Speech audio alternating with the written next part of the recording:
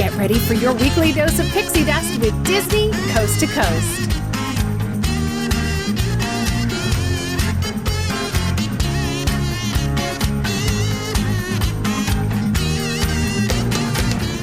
Hey folks, and welcome to Disney Coast to Coast, the ultimate unofficial Disney fan podcast. I'm Jeff DePaoli, and today on the show we're celebrating the 25th anniversary of Disney's The Hunchback of Notre Dame, which was released on June 21st, 1996. Joining me to discuss the animated masterpiece and the Disney theatrical production it inspired is actor Michael Arden, who portrayed Quasimodo in the stage show. Michael is a celebrated actor and Tony Award-nominated director for his direction of Broadway's Spring Awakening and Once on This Island. I was lucky enough to see Michael perform the role of Quasimodo in Disney Theatrical's production of The Hunchback of Notre Dame at the La Jolla Playhouse. It was a true pleasure speaking with Michael about this epic story, animated film, and theatrical production. It's all coming your way right after this. It's time to stand out above the crowd, and the way to do it is with Who's It's and What's It's new t-shirt inspired by pop icon Powerline from A Goofy Movie. Of course, Who's It's and What's It's is your one-stop online shop when it comes to magically inspired apparel for folks in the know. Who'sIt'sWhat'sIt's.com is consistently coming out with new merch, often for a limited time, so you'll definitely want to keep your eye on everything new happening over there.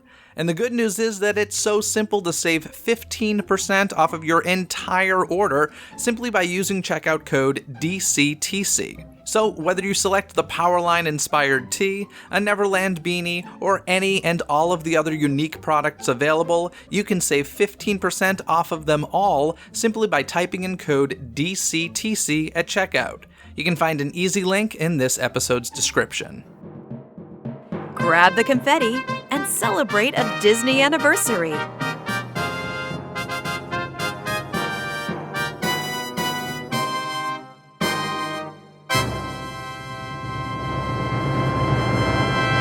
Michael, thank you so much for coming on the show today. I know you're super busy, and I'm excited to talk Hunchback of Notre Dame with you. I'm so excited to be here, Jeff. Thanks for having me. Yeah, of course, you played Quasimodo on stage in the first Disney theatrical production of The Hunchback of Notre Dame in the US, and in interviews and behind-the-scenes videos, I heard you speak so passionately about this story and the character of Quasimodo, so I thought that you would be the perfect fit to come on the show and discuss the topic. I know we're the same age, so we were young teenagers when this animated masterpiece was released.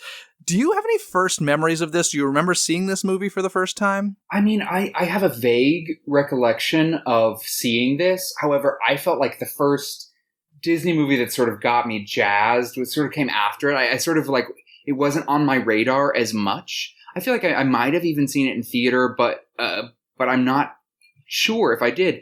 You know, I remember the animation. I remember like the gargoyles, definitely. So I'm having some memories of that. However, it wasn't until I returned to work on the stage show that I really kind of watched it for the first time with a mind that could remember, and really felt like I witnessed the story. And that was probably, 2010, something like that. So you were kind of a late Disney kid then. You got into Disney a bit later in life. I mean, I was obsessed with Little Mermaid, Beauty and the Beast. They were my first two CDs. I got 4 CDs when I got a CD player. I owned these 4 CDs. I had The Little Mermaid, Beauty and the Beast film, CDs. And I had, of course, Janet Jackson and the Bodyguard soundtrack. Janet Jackson, the cover, the one where the hands are over the chest, that album, which is a sort of strange, that sort of like tells you where I was heading as a person, that quartet of media.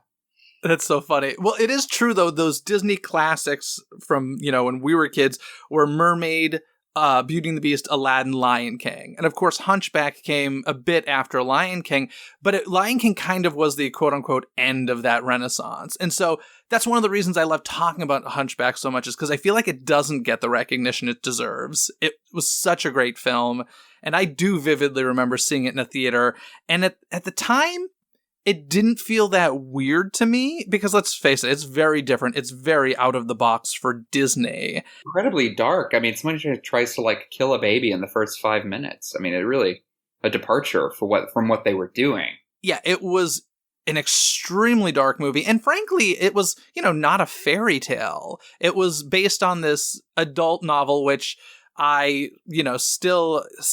ashamed to say I still haven't read. It's been sitting on my bookshelf for so long. I assume you have, yes? Yes, I have.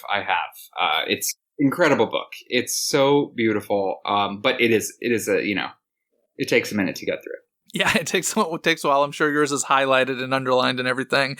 But the other funny thing about this movie was I kind of remember this feeling when it came out that it was a flop at the time of its release.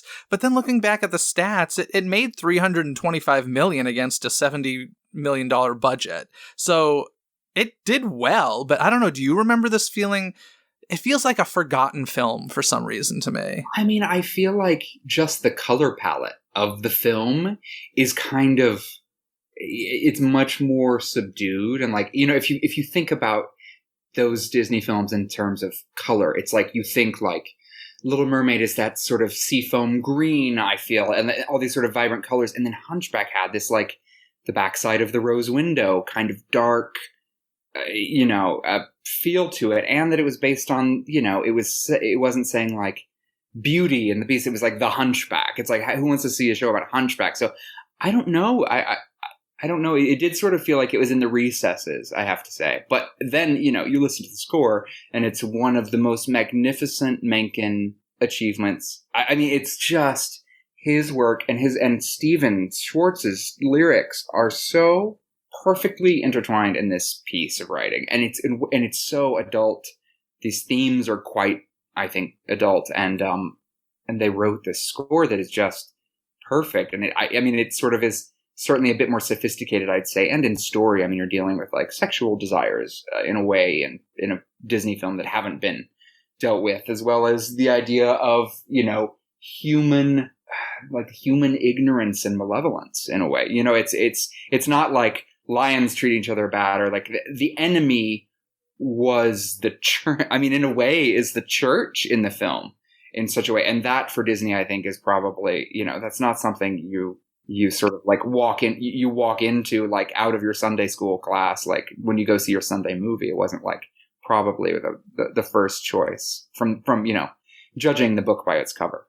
It is one of those Disney movies that on a spreadsheet, everything should be like the no checkbox. Everything about it, except for maybe the music. But I mean, I would even include the lyrics in that. It just seems like if that sheet came across somebody's desk, they would say, no, we're not making this movie. This is not our company. Yeah. So it's remarkable that it got made. Yeah. And, just the fact that like, if you read the book, or if you knew the book, like everybody died. I mean, like everybody's dead at the end of it, pretty much. And that like it's going to be a tough life for Quasi too. And so, I mean, just to say, like, hearing the source material, like I what a risk that was taken here with this, and I think that really speaks to like they found their footing and wanted to try something more adult. I mean, in the way that the progression into Lion King is like, we're dealing with the themes of Hamlet here. We're dealing with the death of a father. We're like, we can deal with death in a Disney animated movie musical. Oh, Disney loves to kill parents. Absolutely. Yeah, the favorite thing. But like, none so bold probably as in Lion King. And so then it's like, well, the natural progression, if we're kind of growing with our audience, would be this. But I think people wanted to go to an animated movie to not necessarily to cry and sort of question the cruelty of humanity. Yeah, it's interesting because I've spoken to a couple people who worked on the film, and they were all so excited. I think for that very reason, they're like, I can't believe we're getting away with this. I can't believe we got the green light to do this. And it was one of those projects that a lot of people wanted to get on for that very reason. So I think it's very exciting. But you mentioned how dark the book is and everything. And although the animated film is dark, there are definitely, it's Disney-fied a bit. But do you feel like, even though it's Disney-fied a bit, do you feel like it really gets the tone and the message? Is there anything that they changed that you're like, oh, I really wish X, Y, or Z would have stayed? What they did with the gargoyles is really interesting because I think, like, if you're going to animate, like, what a great idea. I mean, stroke of genius. It, like, lets the kids into the psychosis of this tortured creature.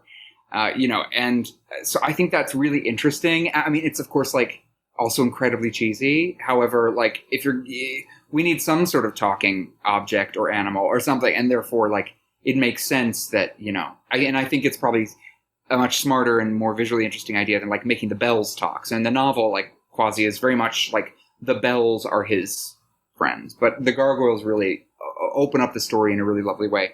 I think like they change the ending and like big time, Esmeralda dies, and he, in the book, the ending is so incredible. He holds her, he's cradling her dead body, and it's very upsetting. And then there's an epilogue to the book where they talk, it sort of jumps forward in time, to 100 years or so. And in the catacombs, they talk about an excavation that uncovers the sort of skeletal remains of a kind of like deformed skeleton embracing the body or the bones of a woman, and they were intertwined and they couldn't be separated. And this idea that like once he picked her off that pyre, he crawled down into the catacombs and just died holding her, which is so unbelievably beautiful and upsetting. And so obviously like Disney can't really like do that. I mean, maybe they could have. Maybe if it had gone all the way, it might have been like, wow, well, this is a Disney film that is less sidesteppy and more just sort of like complete departure. You know what I mean? So I love that about the book, because I just think that image is so haunting, but I can see how that might make children cry. Yeah, you kind of just blew my mind. I did not know that that's how the book ended. That's incredible. And I was actually going to say, well, they kind of course corrected with the stage musical you were a part of, because, at the end of that, Esmeralda does die, and they, changed some stuff and made it closer to the book, I would say. But wow, I did not know it ended that dark. That's quite incredible. You were talking a little earlier about the beauty of just the animation of this film. And, there are some shots in this. I'm curious if you get the same feelings. I get such Pinocchio reminiscing shots of like, just the camera moving through the town at the beginning. And I think it's stunningly beautiful in the church. Cinematic. And so, a way for people who will like never have the chance to know the wonder and glory of that building, for whatever reason, like now we're able to like fly through it on the wings of this, like of a dove. I mean, it's really visually spectacular. One thing that's really interesting is, and this is going to sound blasphemous, but when I saw Notre Dame in real life, I was actually a little disappointed by the exterior, just because, like, in my mind, it was the Disney version is what I knew. And I was like, this looks small. It was my first thought, which seems crazy. I know, but I actually found the passage in the book. Do you mind if I take us back to that? Because it's so amazing. Please. So there's this sort of like afterword, and it said, we have just said that Quasimodo disappeared from Notre Dame on the day of the gypsies and the archdeacon's death. He was not seen again. In fact, no one knew what had become of him. And it goes on later then to talk about this architectural dig that happened several years afterwards. And it says here, there's an object which held this one in a close embrace. It was a skeleton of a man. It was noticed that his spinal column was crooked, his head seated on his shoulder blades, and that one leg was shorter than the other. Moreover, that there was no fracture on the vertebrae at the nape of the neck, and it was evident that he had not been hanged. Hence, the man to whom it had belonged had come thither and had died there. When they tried to detach the skeleton which he held in his embrace, he fell to dust. Come on, he fell to dust. What an ending. I mean, it reminds me of Once in This Island a little bit, in sort of the adaptation from the book in that. I mean, in Once in This Island, in the musical, she turns to a tree at the end, Timoon, after her death, and in the book, she's in a trash heap, and, a tear is, and it begins to rain, and the line is like, the tears were undistinguishable from the raindrops that fell on her, like, dead body. It's sort of these things that, like, in order to, like, find an audience, we have to kind of change a little bit now, I think. Yeah, that's haunting. That's really beautiful. You've convinced me this summer I just need to read the book. It's intimidatingly large somewhat, and I'm sure it's heavy, which is why I don't know. It's not as bad as Les Mis, that's for sure. But I mean, okay, fair enough. Hugo like builds these worlds in his writing that are so complex. You're learning about like the origins of the footstool that is in the room that, it's verbose. But what he's dealing with in terms of exploring in both Les Mis and in Hunchback, I think is so incredible and so important to like humanity and how we treat each other and how we choose to forgive and these enormous sort of elements sort of rooted in faith that he explores through like the wildest of subjects. Yeah, there's so many great moments and visuals from the animated film, but I'm curious if you remember this specific one during the opening song, the opening montage, when we get that "Stop!" cried the Archdeacon, and it like flashes, but it kind of strobes between Clopin telling the story and the Archdeacon, and it's one of the coolest visual shots from any Disney animated film I think I've ever seen. I love it. It's so ingrained in my mind. Do you have any moments like that from this film? Or do you even remember that moment? I do remember that moment. It's amazing, and it's so sort of like, it takes what's great about musical structure and what's great about film structure and like it was able to like then do it in a way that only animation can. I mean, a real like synthesis of like, this is the best thing you can do in animation. It's like this type of storytelling. But I mean, I guess I remember, I love when God Help the Outcasts, when the image of her sort of stepping into that light and that rose window is just haunting. I mean, that and like him sliding down the banisters is singing Out There. I mean, how thrilling. How thrilling. I mean, the music, you touched on this, but like, it's impossible to pick a favorite Alan Menken score, it feels like, but I always come back to this one and Newsies. Those are like the two that I'm like, I don't know, they're just so brilliant, both of them, but the sophistication of this one just seems immense. And from moment number one, it's just, and throughout.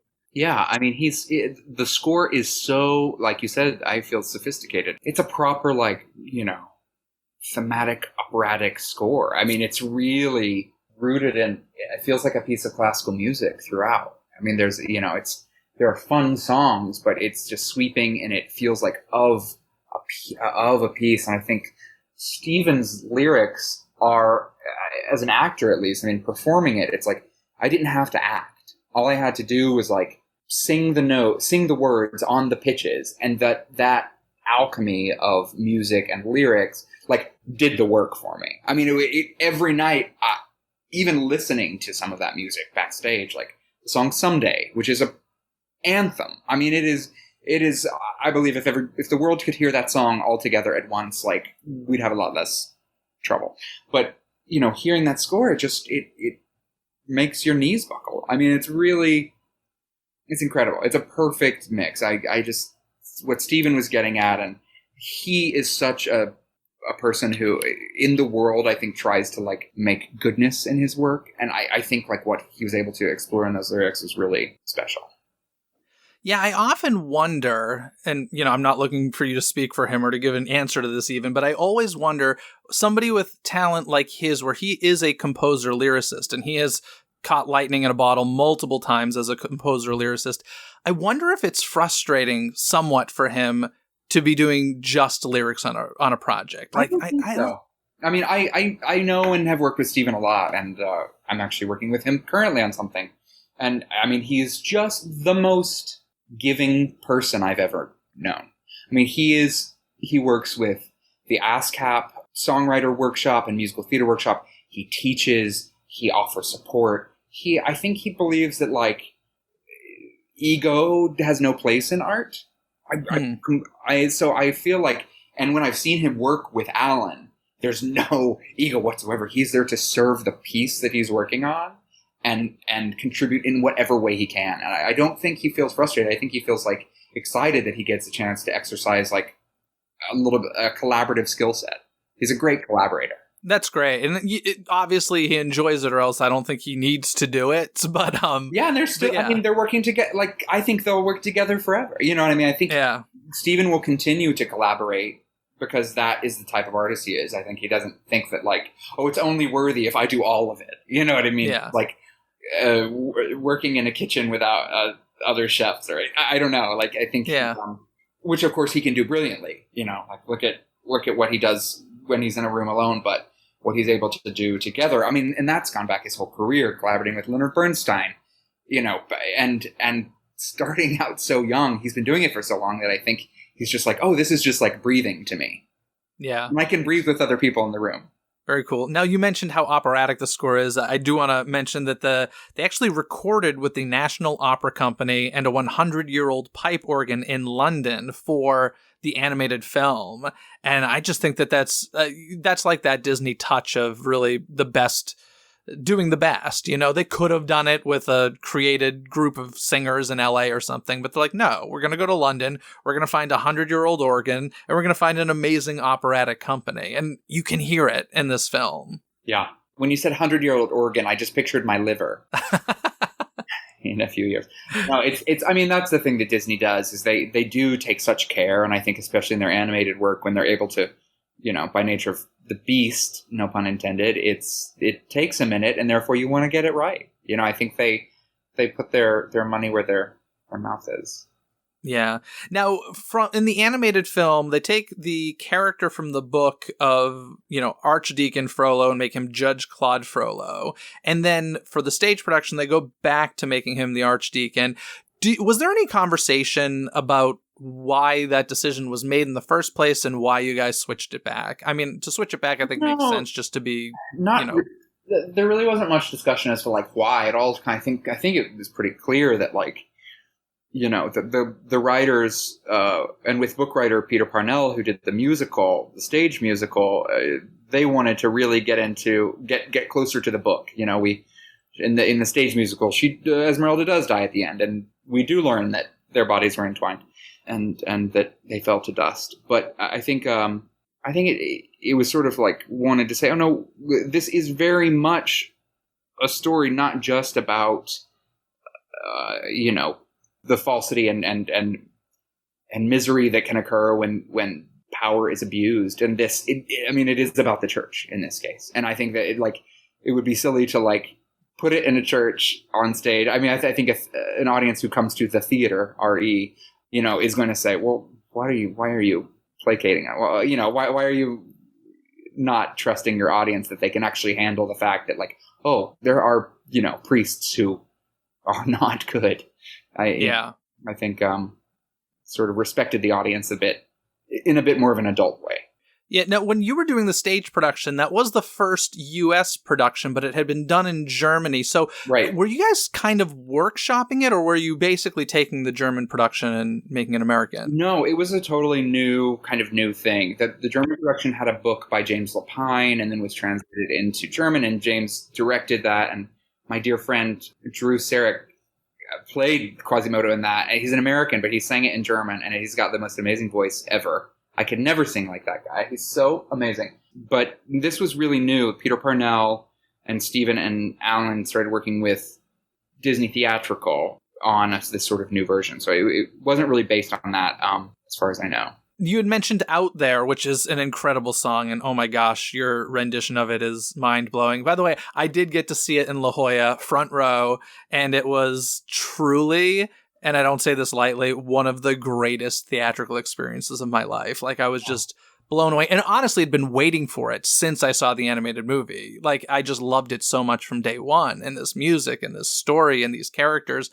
and that production was so good. But one thing, with Out There, I think when Disney fans hear that song, like you said, we do picture these visuals of Quasimodo, like, jumping through the church and sliding down these rails and such, which of course you can't really do on stage. So was there any fear in your body of like, oh gosh, I hope I can do that justice since I can't do that? Oh yeah, of course. I mean, but I think we found a theatrical vocabulary that could give it hopefully the same thrill. And, you've also got a real life person singing in front of you. So hopefully that kind of helps a little bit, For sure.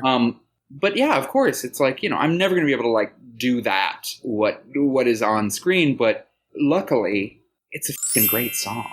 If I can say that, you know what I mean? It actually still works without it. Like it just watching someone experience those thoughts and sing them with an orchestra, and I think hopefully holds. But yeah, a little scary, and like you said, it was a little scary too. I was climbing and jumping off things. It was involved, not sliding down huge banisters, but tried to give it a taste of what had in the film. Yeah, I love it so much. And, do you know if a guy like you, of course, we were talking about the Gargoyles earlier, and they have a song in the movie, A Guy Like You. And was that ever being considered for the stage one? Don't think so. It never was. I did the first, I think one of the first readings we did, in the basement of the New Amsterdam. And I don't ever remember that song being part of it. Okay, that doesn't. I love what you guys did with the Gargoyles. How they handled that, because there's nobody in a costume hopping around a stage, being a gargoyle, but there's voices for sure, and I think that's really cool. And how they handled that, I thought it was brilliant. I want to get back to Frollo for a second, because Frollo may be the darkest villain ever from Disney, because he's human. There's very few of them that are human. And I don't know if there are any that go as extreme as Frollo. There are moments in the film where we hear him giving instructions on how to whip another human. Oh no, you need to do it this way so that it's more intense. And then sniffing Esmeralda's hair in moments in the animated film. And of course, Hellfire, which to this day, I still don't know how it made it into the animated film, but thank goodness it did, because it's so good. But the darkness is intense. It's palpable, and you hit the nail on the head with the fact that he is human. He is not he is not even a human who's getting magical powers. He is the human wielding the power of a human, the power of a human with power, and that can be the scariest of all evils. It's true. Look at history. Yeah. Now, one thing with the film that I find really interesting, because I don't really think of this movie and think, oh, star power. But then you look at it and it's no, you got Demi Moore, you've got Kevin Kline, you've got Jason Alexander. I don't think of that when I think of the movie. Tom Hulce, too. Tom Hulce is Amadeus. Come on. Yeah. What a star, and sort of... But I think they really served their characters in a way that it wasn't in a way in other films up until then with Gilbert Gottfried as these recognizable voices. In Aladdin, you've got, Robin Williams improvising. You have these sort of personalities that kind of shine through the character. And I think this really let the story be be at front and center. Yeah, I think you're right. It doesn't feel like stunt casting. So much, the way that some other films do, as you mentioned. Now, one of the things I loved about the stage musical, from the second I held that playbill and I saw the title, The Hunchback of Notre Dame, a new musical based on the Victor Hugo novel and songs from the Disney film. And I thought that was genius, because it kind of lets you know immediately, listen, this ain't going to be Disney Happy-Go-Lucky. This is based on the novel. Hunchback on Ice. Yeah. Yes, which you know what, I wouldn't mind seeing Hunchback on Ice, but really hard to balance with that sort of structure on two blades.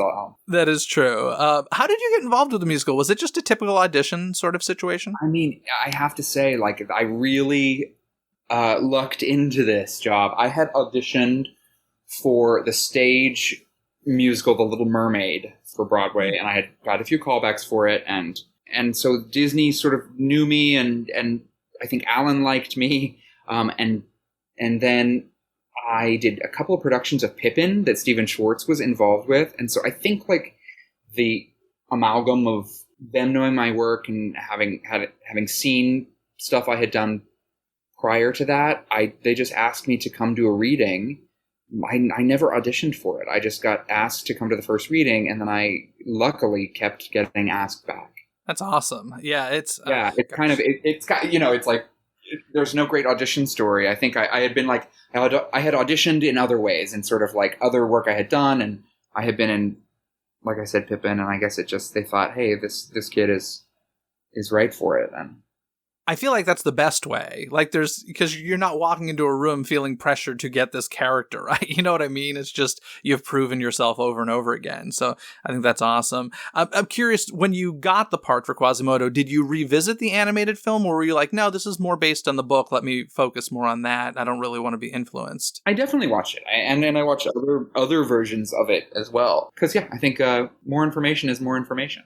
Now, did you discover anything during like that rehearsal process that you'd never really thought about this story before? Because for me, seeing it, I remember like feeling somewhat sympathetic toward Frollo. I don't know what that says about me, but I feel like the stage production does that a little bit. Was there anything that you kind of realized during the process? Yeah, I mean, it was, and I think this really spoke to me because I had concurrently was working on directing what would become my first Broadway show as a director, the revival of Spring Awakening, with Deaf West Theater. So I had worked and was working with a lot of deaf people at the time, very sort of intimately. And in the book, Quasimodo is deaf.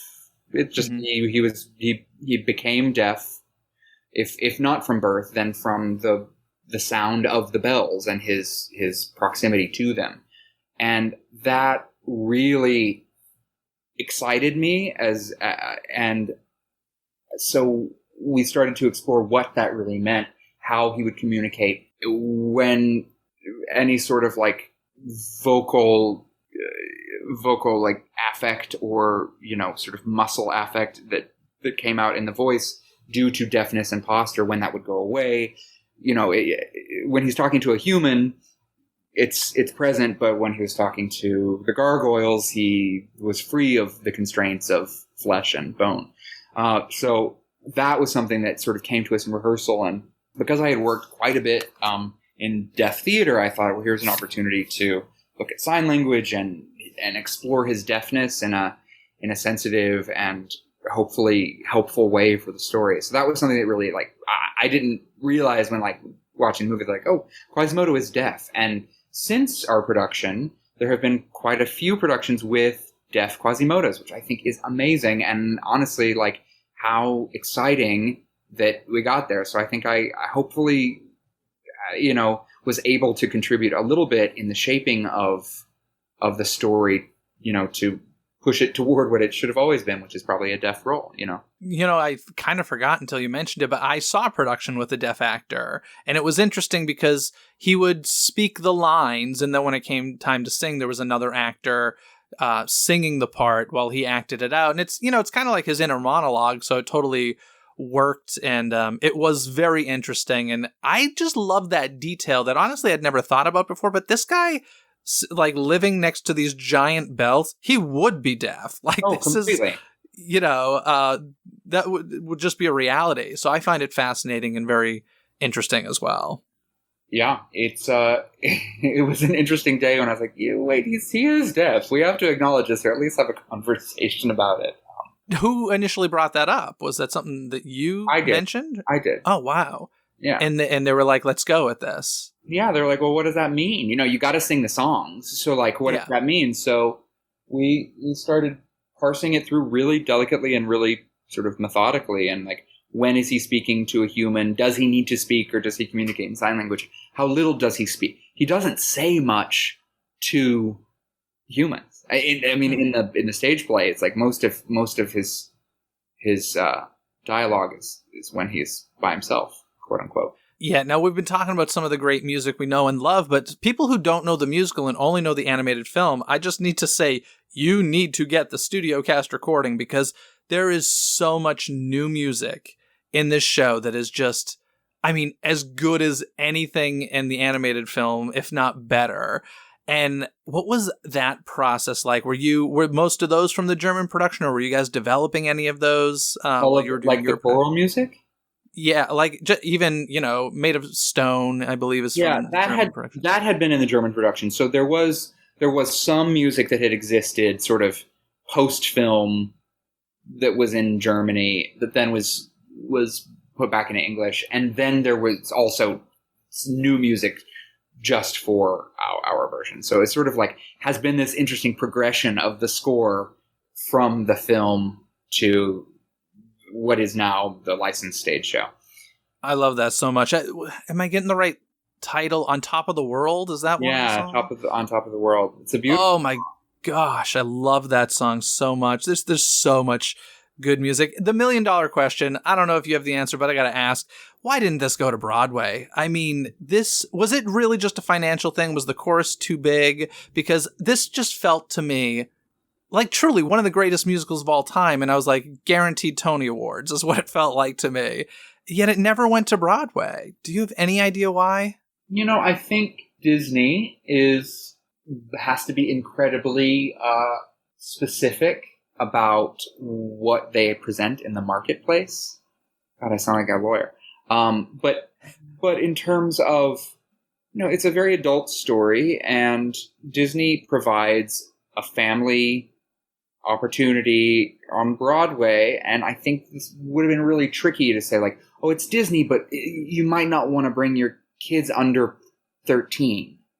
I think that's then it begs the question of, like, well, what is it? Is it not? I saw the cartoon. Well, she dies in the end. I mean, I think it was difficult for them to sort of figure out how to brand the thing and how to, like, find an audience that was signing up for what they would inevitably get once they walked in the theater. Plus, there's, like, the marketplace can only be so saturated with Disney stories, and they were working on Frozen at the time, and that was where their sights were, and Frozen was going to be the next show they opened on Broadway. And they felt that was going to be a surefire hit. So I think it was like, you can't have too many Disney shows on Broadway. I was certainly bummed we didn't come in, but looking back, it might have literally killed my knees. So I try to look for the silver lining, and that I'm, like, not, like, on crutches today. Yeah. Well, listen, first of all, I think that the title change that we spoke about earlier, or not change, but description, I think that would have helped explain it to people. And also, I just hope someday, that they take the risk that they did when they made the animated film, because it deserves a Broadway production. It just does. Like, I agree. And what's interesting is, like, yeah, it sucks. It didn't come to Broadway, but, like, maybe it will one day, and maybe a deaf actor will have a chance to win a Tony in a leading role in a musical. You know what I mean? And I have to think that, like, maybe there's a greater reason that we don't know.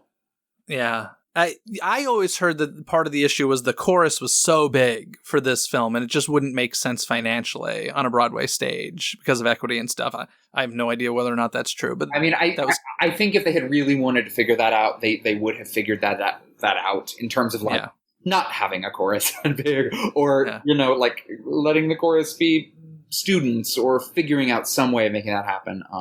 Because it's certainly, things like that have occurred before on Broadway where equity has made special permissions. But I don't know. I wish I knew the answers. I just know that I had the opportunity to do it in 2 cities, and it was a really magical experience getting to play that role. It was really a time in my life when I needed to explore those themes. I had just lost my grandparents who raised me, sort of my parents, and it felt like what better therapy than to get to do that every night and find the beauty and hope in loss and forgiveness. As I mentioned, the studio cast album is incredible. I'm really grateful that they made that. Because it can live on in that way. I feel like there are 2 ways that musicals exist forever. One is they either have a Broadway history, and the other is, or they have a cast album, an original cast album. So at least Hunchback has that. That will always exist. It's incredible. How long, when did you guys find out that you were going to be doing that? It was definitely a bit after we closed the second production. Okay. I think, like, we didn't think it was going to happen, and then all of a sudden it was, which was, I think we'd always hoped for. And I was really excited because, now I'm on that album. I mean, it's so cool that now is in the world and people can hear the whole score. And I think it's just so well produced, that album. But I think, it was, like, later that I think we finished in this early spring at Paper Mill, and maybe found out, like, that summer. And actually, funnily enough, A Spring Awakening opened on Broadway, which I directed on, like, a Thursday night or a Sunday night, and the next morning is when we recorded that album. So like, brought to you by a hangover, that album. I was definitely feeling a little rough from like, that was a big 2 days for me, opening a Broadway show and doing my first cast album. That's the dream, though, isn't it? Exhaustion is cool, but that's like the dream. Oh, it was. I felt so baller. Come on, I was like in a studio with Alan Menken, like recording a Disney album. How cool! Yeah, and for anybody listening, there is a fun making of the Hunchback of Notre Dame studio cast recording video that you can watch on YouTube, and I highly suggest it. And I don't know, that score, just hearing an orchestra play that thing is amazing, and you got to hear it so many times live, and I'm sure you became a bit jaded by it at some point, but like... Never. I have to say, never. Never. Wow. Before I came on for Made of Stone, I would lay down behind my entrance, and I would just lay on my back and kind of like stretch mainly, but kind of mentally prepare for Made of Stone, and I got to hear the song Someday every night, and it put me in an emotional place every single night.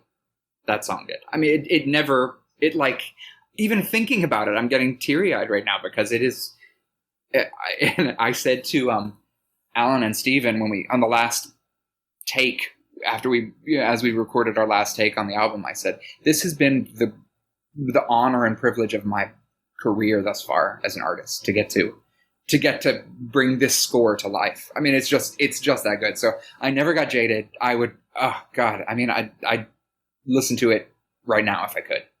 I guess I can. Awesome.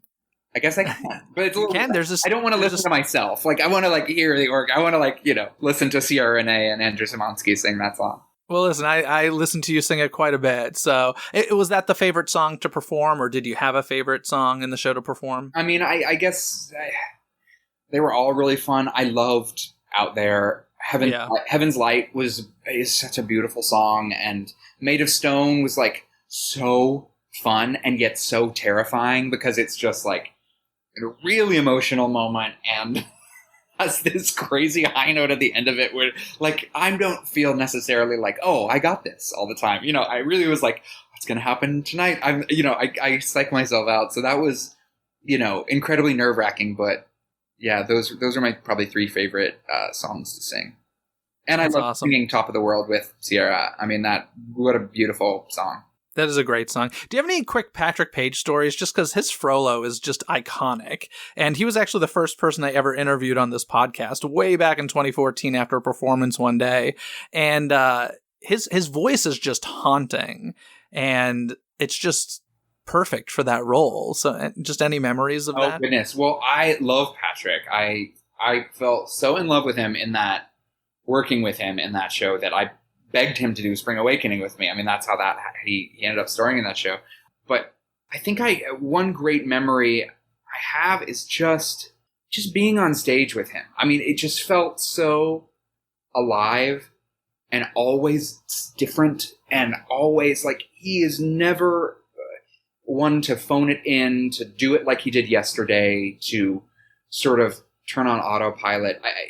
It was always so alive, and I felt the relationship with him was so genuine that it just felt like it wasn't Patrick, it wasn't Frollo, it was just my father there in that moment. I mean, it really felt real and alive and just such a sweetheart, and we had a good time backstage. He brought his dog a lot to the show, and so we would hang out with it was funny to see him be on stage and be this like terrifying guy sing Hellfire and then like come backstage and be like, oh, hi baby. Hi my girl. And it was so funny to see him in that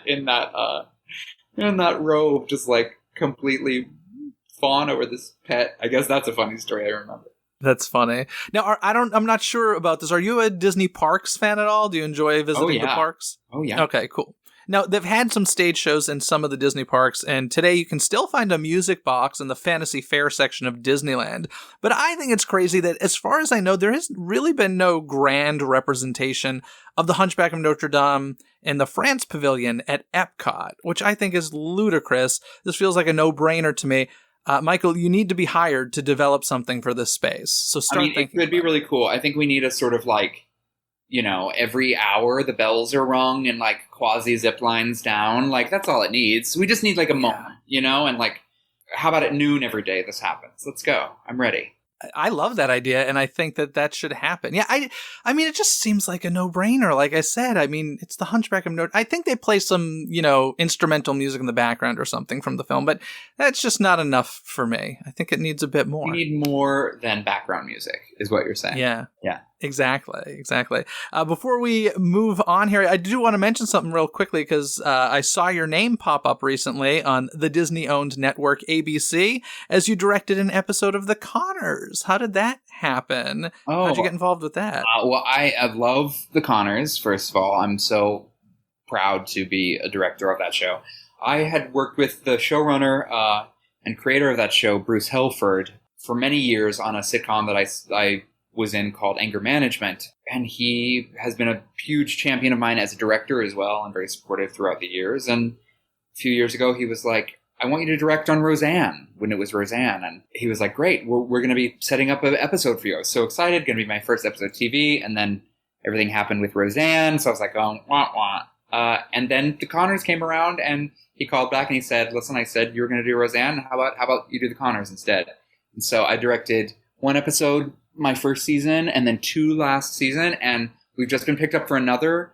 So I hope I am back with those incredible people. It's like the best cast, writers, producers, crew ever. It's the most fun.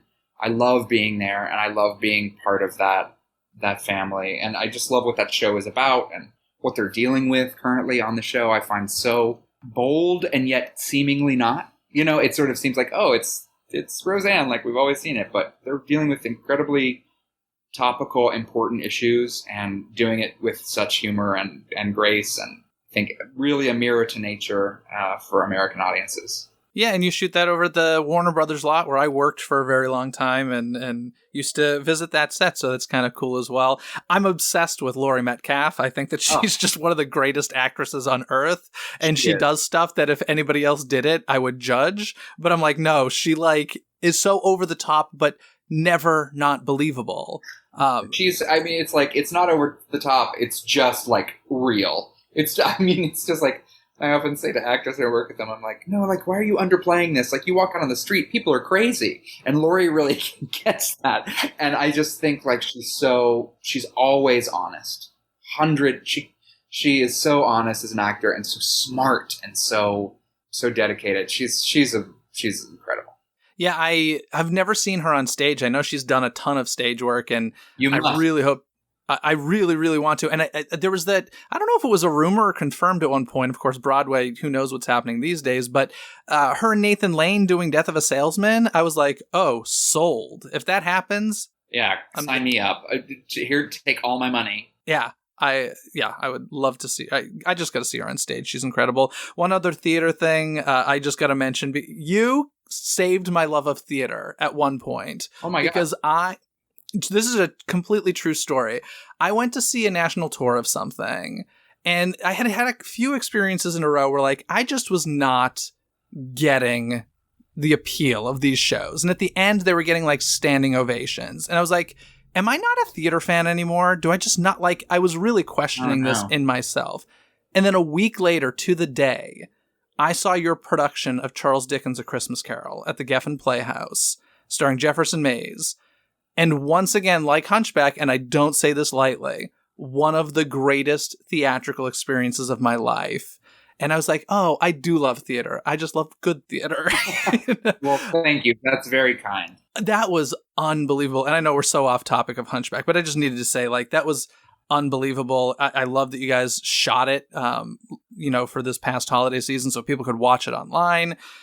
Any future plans with this production? Yeah, I'm hoping there's actually we have made a film of it that is much more a film than just a capture, and so hopefully, unsure where exactly, but hopefully it will be available to be seen this coming holiday season. And this is the same one that we saw last season, you're saying? No, it's a new one, but it is the same. It's Jefferson Mays, and it's the same team, but we took elements of the stage show, elements of the capture, and then entirely new film elements, and to make a sort of wild fantasia on Dickensian themes. Wow. Now, that has me very excited. I'm a huge Christmas Carol fan, and Oh, that I ended up going twice because I was like, I need to see this again. It was so brilliant. But in any case, before we wrap things up, is there anything else you want to add about Hunchback, about your experience with it, about your love of it, or anything you want to say?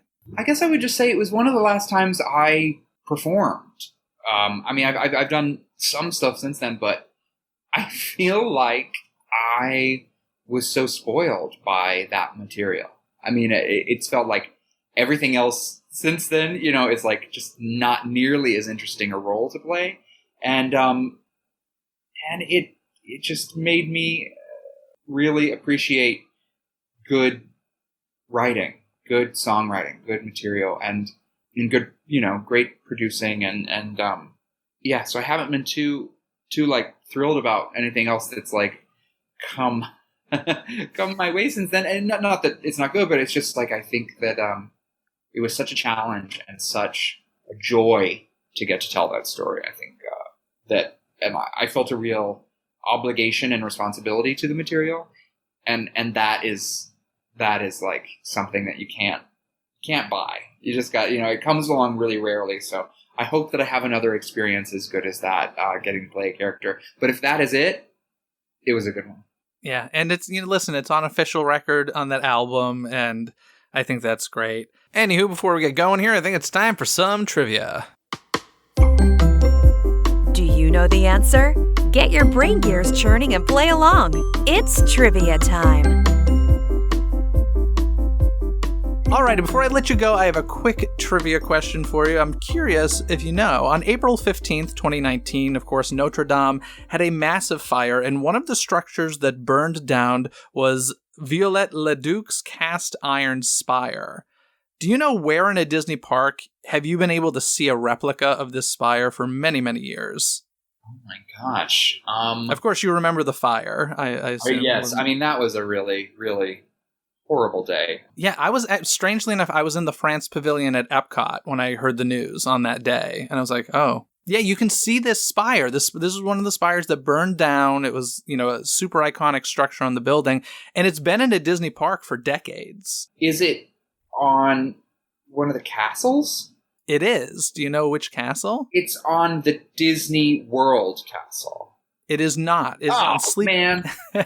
Although that would probably be more fitting. It's on Sleeping Beauty Castle in Disneyland. So if you're looking at the front, I know, it's crazy. If you're looking at the front of the castle, it'll be on the right side, and it's a miniature version of that spire because Walt Disney liked the look of it. And when you know it, it doesn't like stick out like a sore thumb, but when you know, you'll notice it looks considerably different from the rest of the castle. So it's it's bizarre that it's there, but yeah, it's there. Wow. Well, Michael, thank you so much for coming on the show today. This has been a lot of fun talking about one of my truly favorite Disney animated films and musicals. And thank you for taking the time. I really appreciate it. Thank you so much. It's been a pleasure. I hope you all enjoyed today's conversation. On the last couple of episodes, we discussed new details about the upcoming Disney After Hours Boo Bash, as well as Disney attractions that continue the story instead of simply retelling the movie. Be sure to tune in next week for the latest Disney news. The easiest way to make sure you don't miss any of the magic is by subscribing to Disney Coast to Coast on Spotify, Apple Podcasts, or wherever you listen to podcasts. Wherever you search, don't forget, it's Disney with a Z, Coast to Coast. Before we go, I want to give a shout out to Jeff Riccio, who recently left a 5-star rating for Disney Coast to Coast on Apple Podcasts. Here's what Jeff had to say. I started listening to DCTC in 2017, and I wish I had started sooner. Jeff's content, talking points, guests, and style all lend themselves to an unbelievable podcast experience. My favorite aspect of the show is Jeff calls it like he sees it, which can be very rare among similar podcasts. He doesn't see things with rose-colored glasses. He sees things for how they are and gives his opinions. The show covers content from the parks to shows, live performance, characters, and so much more. His guests are great as well, from Disney legends, Imagineers, or other podcast hosts and fans. I cannot recommend DCTC enough. Well, thank you so much, Mr. Riccio, for that extremely generous review of the show. If you'd like a shout out yourself, it's so simple. Simply leave a 5-star rating and review on Apple Podcasts. You can find any links and info mentioned in this episode, along with ways to connect with today's guest, by checking out the show notes link in this episode's description. This episode has been executive produced by Robert Scontrino. Gain rewards like Robert by visiting patreon.com/Disney, with a Z, CTC. And don't forget to leave a voicemail at 818-860-2569 to share your thoughts on today's conversation and the chance to be heard on a future episode. You can find that number in this episode's description, along with a link for some free gifts from me to you. Other than that, folks, have a magical day. Bye! Thanks for listening to Disney Coast to Coast. Have a magical day. Disney Coast to Coast is produced and hosted by Jeff DePauli. Learn more about the podcast and become a supporter at DisneyCoastToCoast.com.